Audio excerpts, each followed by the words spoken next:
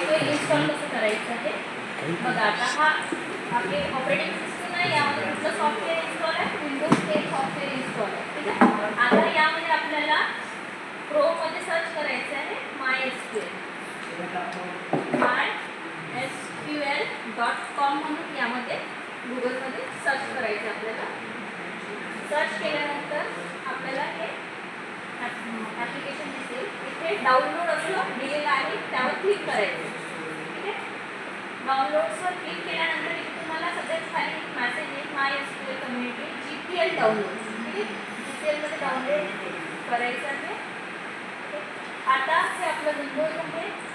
Windows इथे एक message आलेला आहे, MySQL इन्स्टॉलेशन फॉर विंडोज. विंडोजमध्ये इन्स्टॉल करायचं आहे म्हणून इथे इन्स्टॉल फॉर विंडोजला क्लिक करायचं आहे.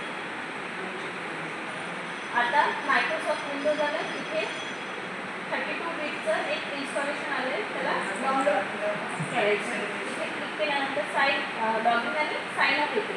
याला क्लिक न करता इथे एक मेसेज आलेला आहे, no thanks just start download. इथे क्लिक केल्यानंतर ते डाउनलोड होते. ठीक आहे. डाउनलोड्समध्ये तुम्हाला दिसतील ते डाउनलोड झालेलं आहे इथे. ठीक आहे. इथे दोनदा क्लिक करायचं आणि रन करून घ्यायचं. इथे एक मेसेज येते तुम्हाला इन्स्टॉल होत आहे.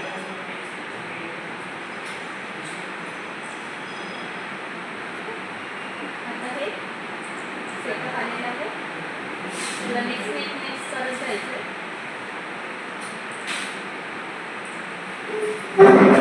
नेक्स्ट करत जायचं. एक्झिट करून घ्यायचं.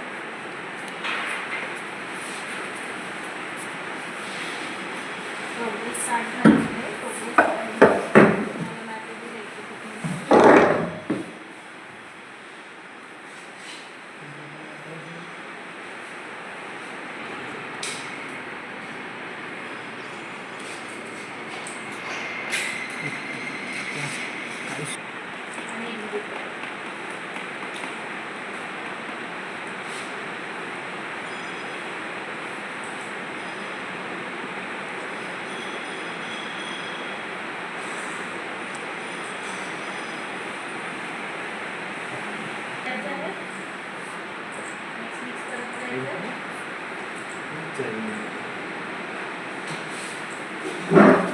पासवर्ड सांगितलं तर पासवर्ड सेट करायचं.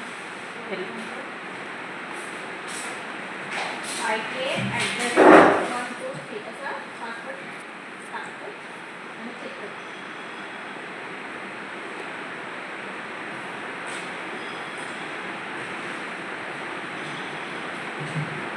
आपल्याला काय करायचं आहे, नेक्स्ट करायचं आहे. नेक्स्ट केल्यानंतर परत इथे मेसेज येतो, परत नेक्स्ट करायचं आणि एक्झिक्यूट करायचं.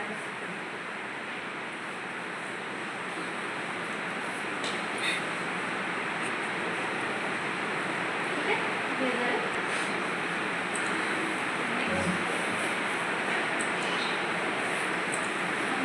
एक्झिक्यूट आणि पासवर्ड मागितले जाते. आपण जे पासवर्ड सेट केले तर परत टाकायचं.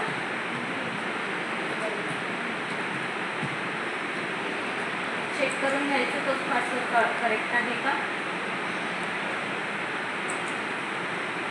तो पासवर्ड होता तो टाकला, चेक केला, राईट क्लिक झालेला आहे.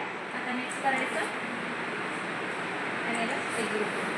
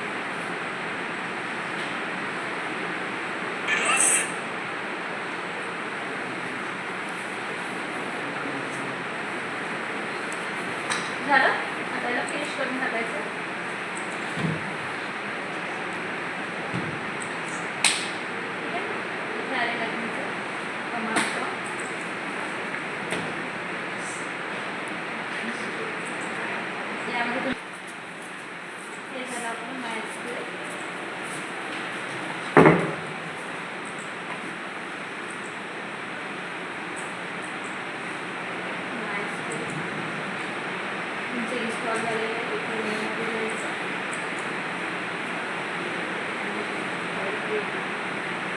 झालेलं आहे. हा तुमचा मायस्क्वेअर इन्स्टॉल झालेला आहे यामध्ये.